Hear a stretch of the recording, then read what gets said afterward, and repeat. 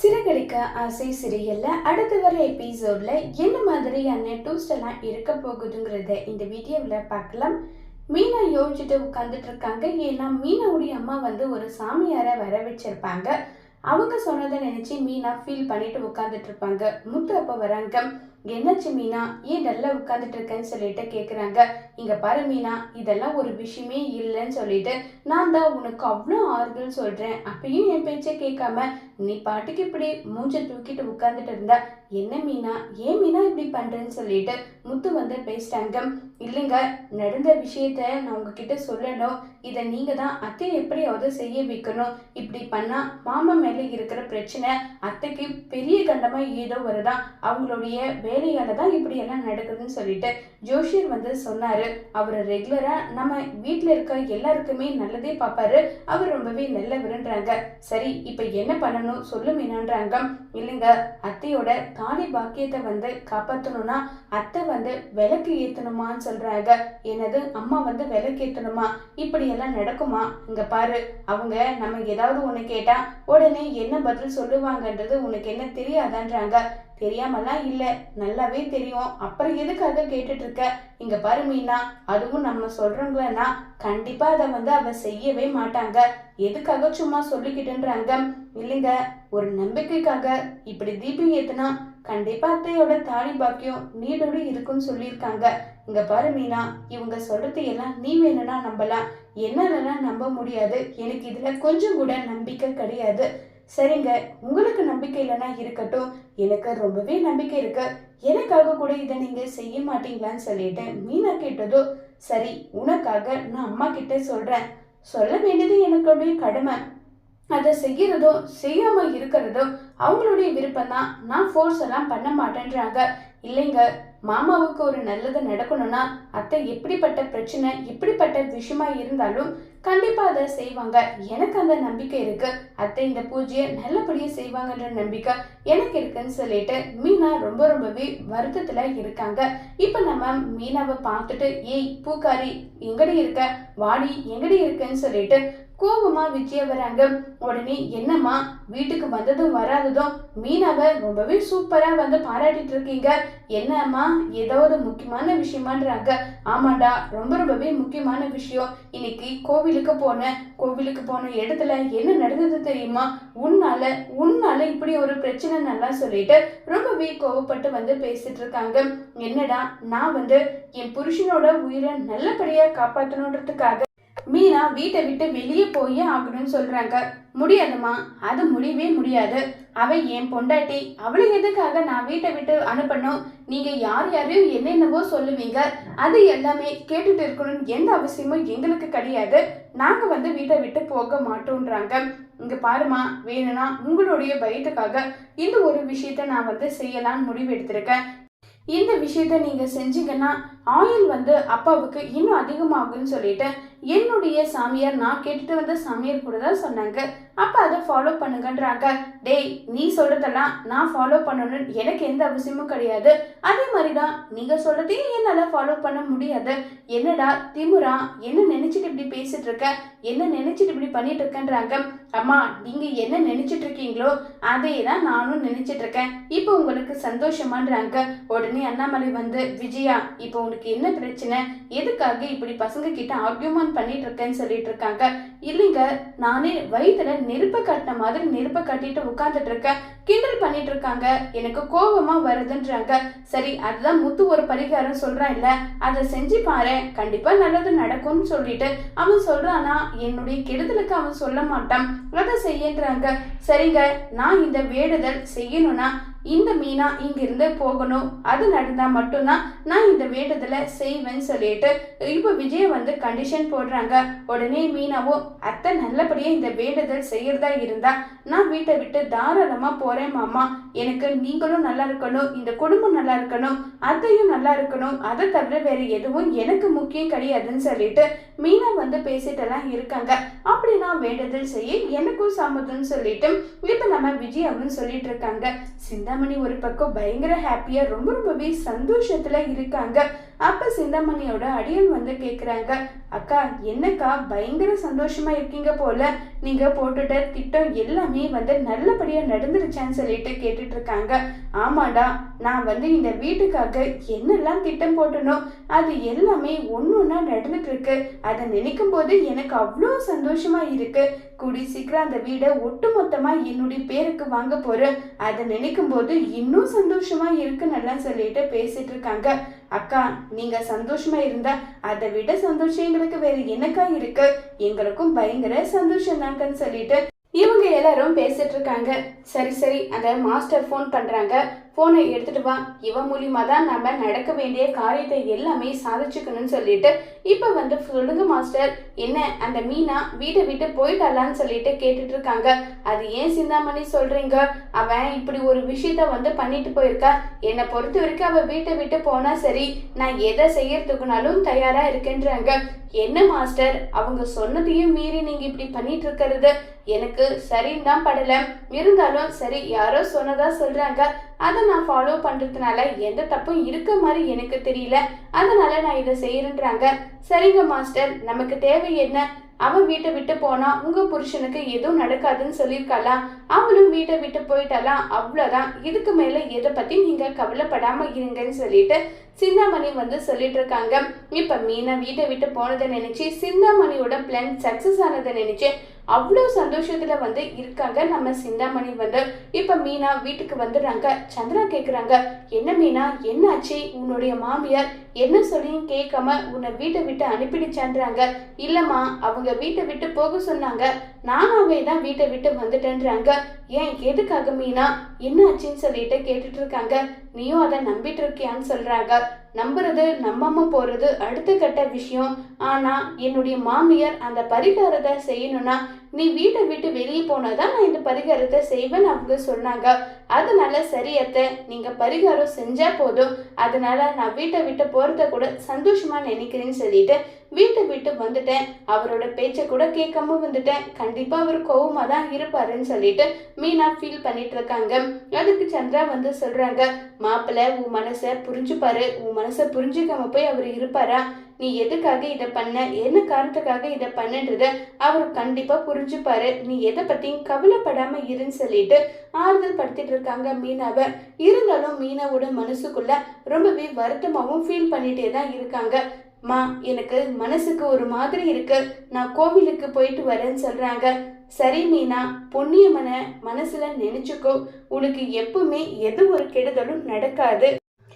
சரிம்மா, நீ சொல்லிட்டேல, கண்டிப்பா அந்த தாய் எனக்கு எந்த ஒரு கெடுதலும் நடக்க விட மாட்டாங்க, நான் கிளம்புறேன்னு சொல்லிட்டு இப்ப மீனா வந்து பாத்தீங்கன்னா பொன்னியம்மன் கோவிலுக்கு போயிடுறாங்க.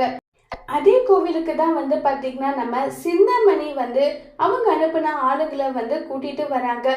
இதை பார்த்ததும் ரொம்பவே பயங்கரமா வந்து ஷாக் ஆயிடுறாங்க. என்னது, இந்த லேடி தானே, இந்த லேடி சொல்லி தானே அத்தை வந்து என்னை வீட்டை விட்டு அனுப்பணும்னு சொல்லிட்டு முடிவு பண்ணாங்க. இவங்க இங்க என்ன பண்ணிட்டு இருக்காங்கன்னு சொல்லிட்டு பயங்கரமா வந்து கோவப்பட்டுட்டு இருக்காங்க. இப்ப அந்த சிந்தாமணி அனுப்பின ஆளுங்க வந்து பாத்தீங்கன்னா அவங்க பேசிட்டு இருக்காங்க, ஒரு முட்டாள் குடும்பம், அந்த குடும்பத்துக்கு நான் இதை செஞ்சா எனக்காக இதை பண்றேன்னு அவங்க சொன்னாங்கன்னு சொல்லிட்டு ஒவ்வொரு விஷயமா சொல்லிட்டு இருக்காங்க. இது எல்லாமே மீனா வந்து கேட்டுடுறாங்க. உடனே போயிட்டு சிந்தாமணி அனுப்பின அடியாள் கிட்ட போயிட்டு பயங்கரமா கோவப்படுறாங்க. நீ தானடி என் அத்தையோட தாலி பாக்கியம் போயிடும்னு சொல்லிட்டு சொன்ன, யாரு சொல்லி இதை சொன்ன, சொல்லுடி சொல்லுன்னு சொல்லிட்டு ரொம்பவே கோவப்பட்டு வந்து பேசிட்டு இருக்காங்க. அம்மா, எதுக்குமா நீ அப்படி அடிச்சிட்டு இருக்க? நான் யார் சொல்லி எல்லாம் சொல்லல, உண்மை எதுவோ அதை தான் சொன்னேன்றாங்க. இன்னும் அக்க பக்கத்துல இருக்கவங்க எல்லாம் இவ சரியான போலி ஃப்ராடு, இவ சொல்றது எல்லாமே பணத்துக்காக தான், பணம் கொடுக்குறாங்கன்னு சொன்னா எதனாலையும் இவ சொல்லுவா, இவ சொல்றதெல்லாம் நம்பாதீங்கம்மான்றாங்க. இங்க பாரு, இப்பவே நீ என்கிட்ட வந்து யார் இதை செய்ய சொன்னாங்கன்னு சொல்லி இந்த நிமிஷமே நீ வந்து உண்மையே சொல்லணும், இல்லைன்னா உன்னை போலீஸ்க்கு கம்ப்ளைண்ட் பண்ணி உள்ள அனுப்பிடுவேன்றாங்க. இல்ல இப்படி எல்லாம் பண்ணாதீங்க, மனசுக்கு ரொம்ப கஷ்டமா இருக்கு, பணம் கொடுக்குறேன்னு சொன்னாங்க, அதனால பணத்துக்காக இப்படி பண்ணிட்டேன், அதுக்காக எனக்கு இப்படி ஒரு தண்டனையை தயவு செஞ்சு கொடுக்காதீங்கன்றாங்க. பணத்துக்காக என்ன வேலை செய்ய சொன்னாலும் இப்படி செய்வியா? அதுக்கு 1008 வழி இருக்கே, இப்படி சாமி பேரை சொல்லிதான் இப்படி பண்ணணுமா? உன்னெல்லாம் நான் சும்மாவே விட மாட்டேன், உன்னை என்ன பண்றேன்னு பாருடின்னு சொல்லிட்டு மீனா ரொம்பவே கோபத்துல இருக்காங்க. இப்ப வர முடியுமா முடியாதான்னு சொல்றாங்க. ஏமா அவ வரலனா அடிச்சு இழுத்துட்டு போ, இவளுக்கெல்லாம் இறக்கமே பார்க்க கூடாது, இவளை நம்பி நானும் ஏகப்பட்ட தப்பு பண்ணிருக்கேன்னு எல்லாம் சொல்லிட்டு ரொம்பவே கோபப்பட்டு வருத்தப்பட்டு வந்து பேசிட்டு இருக்காங்க. இங்க பாருமா, இவ சொல்றத யாரு நம்பலனாலும் அதை நாங்க சாட்சி சொல்ற நாங்களும் வரன்றாங்க. அக்கா ரொம்ப நன்றிக்கா, நீங்க வரன்றது எனக்கு அவ்வளவு சந்தோஷமா இருக்கு, ரொம்ப நன்றிக்கா, வாங்கக்கா போகலான்னு சொல்லிட்டு இன்னும் சாட்சிங்களை எல்லாம் கூட்டிட்டு இப்ப மீனாவும் அந்த போலீஸ் சாமியாரும் போயிட்டு இருக்காங்க. அப்ப கரெக்டா சிந்தாமணி கால் பண்றாங்க. இத வந்து மீனா பாத்துறாங்க. யார் இது, எதுக்காக இவ உனக்கு போன் பண்றா சொல்லுன்றாங்க. இல்ல இவங்க தான் வந்து இதை செய்ய சொல்லி சொன்னாங்கன்னு சொல்லிட்டு சொல்றாங்க. என்னது, இவதான் செய்ய சொல்லி சொன்னாலாம்? ஆமா, உங்களுடைய மாமியார் வந்து பயப்படணும், அவங்க புருஷனுக்கு ஏதாவது ஒண்ணுனா உன்னை வீட்டை விட்டு துரத்திடுவாங்க, அதனால இதை நீ செஞ்சே ஆகணும்னு சொல்லிட்டு எனக்கு கட்டாயப்படுத்தி செய்ய சொன்னாங்க. எனக்கும் பண தேவைக்காக நானும் இதை பண்ணிட்டேன், என்ன மன்னிச்சிடுன்றாங்க. ஏண்டி நீங்கள என்ன மனுஷங்கனே தெரியல, உனக்கும் இருக்கு அவளுக்கு இருக்கு, முதல்ல உன்னை வந்து ஒரு வழி கொண்டு வந்துட்டு அதுக்கப்புறம் அந்த சிந்தாமணிக்கு இருக்குன்னு சொல்லிட்டு இப்ப முத்துவுக்கு கால் பண்றாங்க. எங்கெங்க இருக்கீங்கன்றாங்க. என்னாச்சு மீனா? இல்லைங்க, நான் உங்ககிட்ட ஒரு முக்கியமான விஷயம் சொல்லணும், நீங்க வீட்டுக்கு வாங்க, அதே மாதிரி மாமா எங்க இருக்காருன்னு நான் கால் பண்ணி அவரையும் கூப்பிடுறேன், ரவி உங்களுடைய அண்ணா மனோஜ் இவங்களையும் கூப்பிடுங்கன்றாங்க. மீனா என்னாச்சு? இங்க பாரு மீனா, யார் யாரோ ஏதேதோ சொல்றாங்கன்றதுக்காக வீட்டை விட்டு போனேன், அதையும் அமைதியை ஏத்துக்கிட்டேன். இங்க பாரு மீனா, ஏதாவது விபரீத முடிவு எடுத்தீங்கன்னா கண்டிப்பா நான் கோபப்படுவேன். இல்லைங்க, அப்படியெல்லாம் எது ஒரு விஷயமும் கிடையாது, நானெல்லாம் உங்களை விட்டு எங்கெங்க போக போறேன், அதெல்லாம் ஒன்றும் இல்லை, நான் சொல்றேன், நீங்க சீக்கிரமா வீட்டுக்கு வாங்கன்னு சொல்றாங்க. சரி மீனா வரேன்னு சொல்லிட்டு இப்ப முத்துவும் கிளம்பி வந்து போறாங்க. அங்க போனதோ முத்து என்னாச்சு, மீனா ஏன் வர சொன்னான்றாங்க. என்னது மீனாவா? அவ திரும்ப வீட்டுக்கு வரக்கூடாதுன்றதுக்காக தானே அவ சொன்ன பரிகாரத்தை நான் செஞ்சுட்டு இருக்கேன், அப்படி இருக்கும்போது அவ ஏன் இங்க வரான்றாங்க. அம்மா ஓவரா பண்ணாதீங்க, கொஞ்சம் பொறுமையா இருங்க, மீனா ஏதோ ஒரு முக்கியமான எவிடன்ஸை எடுத்துட்டு வரான்னு மட்டும் எனக்கு நல்லா தெரியுது, அப்ப நீங்க முட்டாளா இல்ல நீங்க வந்து ரொம்ப புத்திசாலியானத பாத்துக்கோங்கன்னு சொல்லிட்டு முத்து வந்து சொல்லிட்டு இருக்காங்க. உடனே நம்ம மீனா போடின்னு சொல்லிட்டு அந்த போலீஸ் சாமியாரை நோக்கி விட போயிட்டு முத்துவோட காலிலேயே விழுறாங்க. உடனே ஏய் இவங்க எப்படிப்பட்ட சக்தி வாய்ந்த சாமியாரு, இவங்களை ஏண்டி இப்படி தள்ளிட்டு வர்ற, உனக்கு எதிராக அவங்க சொல்லிட்டா உடனே அவங்கள நீ இப்படிதான் ட்ரீட் பண்ணுவியான்னு எல்லாம் சொல்லிட்டு கோபப்பட்டு பேசிட்டு இருக்காங்க. அத்தை நீங்க ஏன் அத்தை இவ்வளவு முட்டாளா இருக்கீங்க, இவ எப்படிப்பட்டவன்றத இன்னும் இருக்கு சாட்சி, அவங்கள கூட்டிட்டு வந்து சொல்றேன், அப்போவாது நம்புவீங்களான்னு பாக்கலான்னு சொல்றாங்க. உடனே போலீஸ் சாமியார் இவ சொல்றது எல்லாமே பொய், இவ பணம் வாங்கிட்டா எப்படினாலும் பேசுவான், இவ போலியானவன் சொல்லிட்டு எல்லா விஷயமும் சொல்றாங்க. அதுவும் இந்த ஆள் அனுப்புனது யாரு தெரியுமா, நீங்க உயிருக்கு உயிரா பழகிட்டு இருக்கீங்களே சிந்தாமணின்னு ஒருத்தி, அவ தான் அனுப்பியிருக்கா, அதுக்கான ஆதாரமும் இங்க இருக்கு பாருங்கன்னு சொல்லிட்டு சிந்தாமணி போன் பண்ண விஷயத்த வந்து சொல்றாங்க. ஏய் சிந்தாமணி என்ன சொன்னாலோ அந்த விஷயத்த இப்ப இங்க சொல்லுன்றாங்க. இல்ல அது வந்துன்னு சொல்லிட்டு தயங்கிட்டே இருக்காங்க. இப்ப சொல்றியா இல்ல போலீஸ்க்கு போன் பண்ணட்டுமான்றாங்க. உடனே விஜயா கிட்ட அந்த போலீஸ் சாமியார் எல்லா விஷயமும் சொல்றாங்க. சிந்தாமணி வந்து நீங்க நிம்மதியும் இருக்கக்கூடாது, அதே மாதிரி இந்த மீனாவும் இந்த வீட்டுல இருக்கக்கூடாது, அதுக்கு என்ன பண்ணணுமோ தான் நான் அதை பண்றேன், நான் சொல்ற மாதிரி நீ செய்யன்னு மட்டும் அவங்க சொன்னாங்க, அவங்க என்ன சொல்லி கொடுத்தாங்களோ அதுதான் நான் செஞ்சேனே தவிர வேற எதுவும் எனக்கு தெரியாது, என்ன மன்னிச்சிடுங்க, நான் பண்ணதுக்காக பண்ணது பெரிய தப்பு தான் சொல்லிட்டு எல்லா விஷயமும் சொல்றாங்க. இது கேட்டதுமே வந்து பயங்கரமா ஷாக் ஆகுது. என்ன இது, சிந்தாமணி இந்த அளவுக்கு கேவலமானவங்களா, அவங்கள நம்பி நான் எந்த அளவுக்கு பயந்து போனேன், நிம்மதியா சாப்பிட முடியல, நிம்மதியா தூங்க முடியாம எவ்வளவு எல்லாம் கஷ்டப்பட்டேன், கடைசியில சிந்தாமணி இது எல்லாத்துக்கும் காரணம் நீதானா, உன்னை நான் சும்மாவே விட மாட்டேன்னு சொல்லிட்டு ரொம்பவே கோபத்துல வந்து விஜயா இருக்காங்க. இப்ப முத்து வந்து அம்மா பாத்தீங்களா, எல்லா விஷயத்தையும் நம்பலாம், குடும்ப வீட்டு விஷயம் சொல்லிட்டு ஒவ்வொருத்தர்கிட்ட ஒவ்வொரு விஷயமும் சொன்னா கடைசியில இப்படிதாம்மா நிர்கதியா நிக்கணும், இனியாவது யார்கிட்ட எதை பேசணும் எதை பேசக்கூடாதுன்றத தயவு செஞ்சு புரிஞ்சுக்கிட்டு நடந்துக்கோங்கன்னு எல்லாம் சொல்லிட்டு ரொம்பவே கோவப்பட்டு பேசிட்டு இருக்காங்க. எனக்கு அது வந்துன்னு சொல்லிட்டு அண்ணாமலை கிட்ட வந்து மன்னிப்பு கேட்கலான்னு போறாங்க.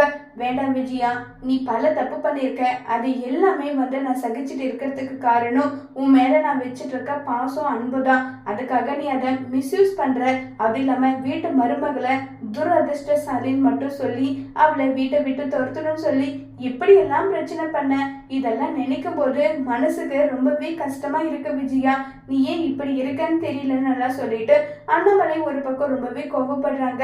இல்லைங்க, அவ சொன்னா அதுவும் உங்க உயிருக்கு ஆபத்துன்னு சொன்னான்றதும் இங்க பாரு, எல்லாருக்குமே தெரியும் நீ என் மேல எந்த அளவுக்கு அன்பு பாசம் வச்சிருக்கேன்னு சொல்லிட்டு இந்த ஊர் உலகத்துக்கே தெரியும். அப்படி இருக்கும்போது அவ அதை சொல்றானா உனக்கு எங்க போச்சு புத்தி, அதை சொல்லுன்னு சொல்லிட்டு கேக்குறாங்க. இல்லைங்க, அது வந்துடுறாங்க. போதும் விஜயா, இனி என்கிட்ட நீ எதுவுமே பேசாத. உன்னை நம்பி நம்பி நான் மோசம் போனது போதும். இதுக்கு மேல உன்னை நம்பவே முடியாதுன்னு சொல்லிட்டு அண்ணாமலை கோவப்பட்டு பேசிட்டு இருக்காங்க. எங்க நான் வந்துடுறாங்க. இங்க பாரு, சிந்தாமணி கூட இனி பேச்சுவார்த்தையோ அவங்க கூட எந்த ஒரு சவகாசமோ நீ வச்சுக்க கூடாது. அப்படி என் சொல் பேச்சு கேட்டு நீ அதை பண்ணணும்னு நினைச்சேனா அது உன்னுடைய விருப்பம் தான். இதை நான் எப்படி சொல்ல முடியும்னு சொல்லிட்டு அண்ணாமலை போறாங்க. இப்ப நம்ம சிந்தாமணியை நினைச்சு ரொம்பவே கோபத்துல விஜயா இருக்காங்க. இப்ப அடுத்த நாள் ஆகுது. எப்பவும் போல பார்வதியோட வீட்டுக்கு வந்து விஜயா ரொம்பவே கோபமா உட்கார்ந்துட்டு இருக்காங்க. அந்த சிந்தாமணி வரட்டும் இன்னைக்கு இருக்கு அவளுக்குன்னு சொல்லிட்டு பயங்கர கோபத்துல விஜயா உட்கார்ந்துட்டு இருக்காங்க. எப்பவும் போல சிந்தாமணி, மாஸ்டர் மாஸ்டர் என்ன மாஸ்டர் ஏன் இவ்வளோ வருத்தமா உட்கார்ந்துட்டு இருக்கீங்க? நீங்க நினைச்சபடியே உங்க வீட்டு மருமகளை வீட்டை விட்டு துரத்திட்டீங்க. இனி உங்க புருஷனுக்கு எந்த பிரச்சனையும் இல்லை. அண்ணன் ரொம்பவே 100 வருஷம் உங்க கூட சேர்ந்து சந்தோஷமா வாழுவாங்கன்றாங்க. நீ இப்படி பண்ணுவா நான் நினைச்சு கூட பார்க்கலடி. உன் மேல எனக்கு அந்த அளவுக்கு கோபமா இருக்கு. எதுக்காக இப்படி ஒரு பொய்ய சொன்னன்றாங்க. மாஸ்டர் என்ன மாஸ்டர் பேசிட்டு இருக்கீங்க? நான் என்ன பொய் சொன்னேன்? எதுக்காக என் மேல இவ்வளவு கோபப்படுறீங்க நீங்க? எனக்கு எல்லா விஷயமும் தெரிஞ்சிருச்சு. நீ என்ன பண்ண ஏது பண்ணன்றது எல்லாமே எனக்கு தெரிஞ்சிருச்சு. உனக்கு எவ்வளோ தைரியம் இருந்தா என் புருஷனுக்கு ஆபத்துன்னு சொல்லி இப்படி எல்லாம் திட்டம் போட்டு என்னை இந்த அளவுக்கு முட்டாளா நீ ஏமாத்திருப்ப. உன்னால நான் சும்மாவே விட மாட்டேன். உன் மேல அவ்வளோ கோபத்துல இருக்கேன்னு சொல்லிட்டு பயங்கரமா கோவப்பட்டு வந்து பேசிட்டு இருக்காங்க. மாஸ்டர், மீனா ஏதோ சொன்னான்றதுக்காக உடனே நீங்க இப்படி எல்லாம் வந்து என்னை பேசக்கூடாது. நான் உங்க மேல எந்த அளவுக்கு உயிரா இருக்கேன்றது உங்களுக்கு தெரியாதான்னு சொல்லி கேக்குறாங்க. எல்லா விஷயமும் தெரியும். நீ எந்த அளவுக்கு கேவலமான ஒரு வேலை செய்வனும் எனக்கு தெரியும் அப்படின்னு நல்லா சொல்லிட்டு பயங்கரமா கோவப்பட்டு வந்து பேசிட்டு இருக்காங்க. இதை கேட்டதுமே வந்து சிந்தாமணி, இனிமே உனக்கும் எனக்கும் எந்த விதமான சம்பந்தமும் கிடையாது. இனி என்னுடைய கிளாஸுக்கோ எதுக்குமே நீ வராம, இனி உனக்கும் எனக்கு எதுவும் கிடையாது. உன் பேச்சை நம்பினது என்னுடைய தப்பு தான். உனக்கு எனக்குமான ஒட்டு உறவு எதுவுமே கிடையாதுன்னு சொல்லிட்டு கோபமா சிந்தாமணி கிட்ட திட்டிட்டு அங்க இருந்து கிளம்பி போயிடுறாங்க விஜயா. என்ன நீ சொல்லிட்டா உடனே நான் அமைதியை கேட்டுப்பேனா? இனிதான் இந்த சிந்தாமணியோட ஆட்டமே ஆரம்பமாக போகுது. இனி பார்த்தபடி நான் யாருன்றத முதல்ல உன்னை வீட்டை விட்டு துரத்துறேன். என்னவா கேவலமா திட்டிட்டு போறேன். இனி இருக்கு உனக்கு எல்லாம் சொல்லிட்டு கோபமா அங்க இருந்து கிளம்பி போறாங்க சிந்தாமணி. இப்ப சிந்தாமணி என்ன செய்ய போறாங்க? இதனால விஜயாவோட வாழ்க்கையில மறுபடியும் என்ன மாதிரியான பிரச்சனை எல்லாம் வரப்போகுதுங்கிறத வரப்போற எபிசோட்ல வெயிட் பண்ணி பார்க்கலாம். தேங்க்யூ.